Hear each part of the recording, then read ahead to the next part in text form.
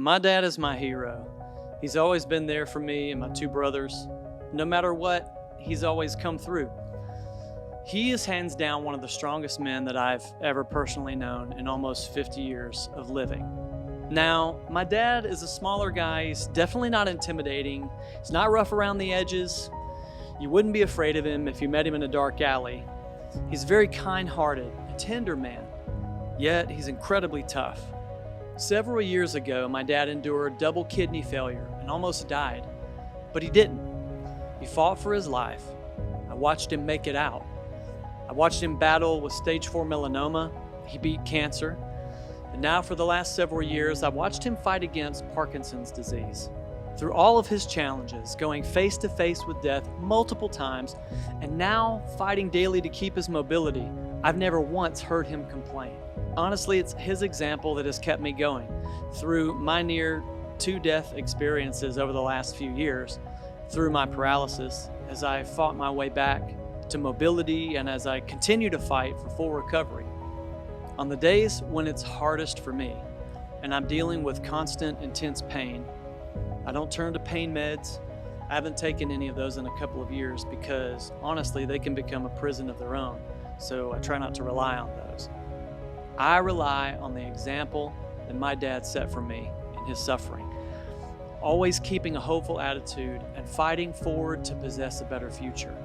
I want to do that too, one where I'm totally restored in my mobility and in my health. It is Dad's example that reminds me not to complain, but instead to speak life over my body, my mind, and my emotions and my future. Complaining is one of the forces that you can give into that has the power to keep you from gaining the future that you desire most. Don't complain. People don't want to hear it, frankly, and your body doesn't need to hear it. Your spirit doesn't need to hear it. Your recovery depends on your decision to stop complaining. When I was in ICU, just having undergone my second major surgery to rebuild my nerves in my spine and my pelvis and my shattered tailbone, I had a doctor by the name of Michael Quackenbush, and there's a name that you can never forget. He would come into my room every single morning for weeks during my recovery at the hospital, and the first thing he would say is, "Tell me what's going good." To be honest with you, there wasn't much going good at the time.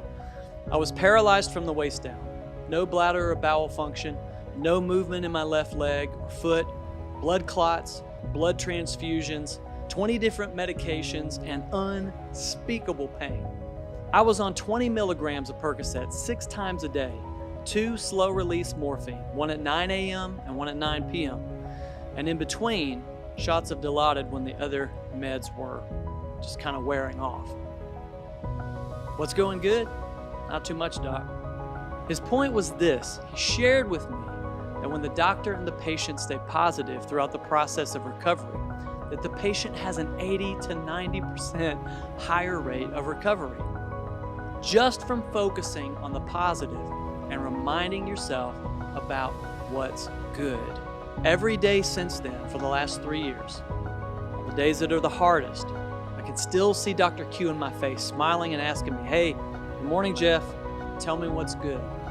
When we learn to put complaining aside and start getting vocal about the things that we can be grateful for, the things that are going good, it's then and only then that we will begin to see everything shift into a positive direction. Shutting down complaining and starting to habitually tell ourselves every single time that we're tempted to complain, tell yourself what's good and watch how everything changes.